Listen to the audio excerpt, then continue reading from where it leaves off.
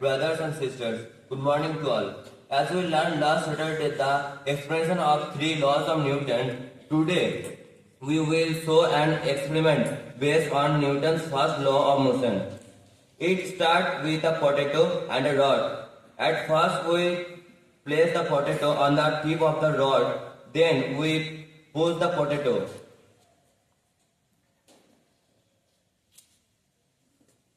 So that the tip of the rod is come out of it. As per Newton's first law of motion, we strike the rod against the floor.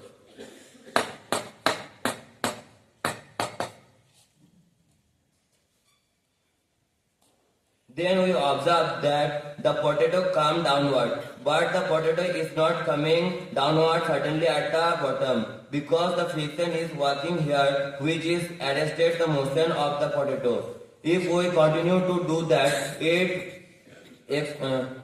eventually come down the bottom. So that the Newton's first law of motion states that any object of motion want to stay in motion until a force is applied on it to stop it.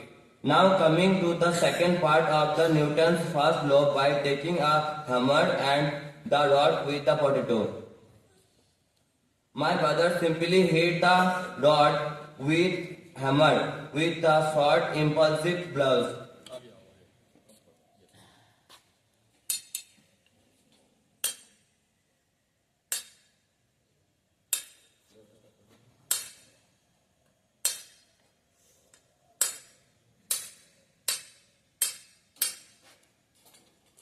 We observe that the potato is coming upward.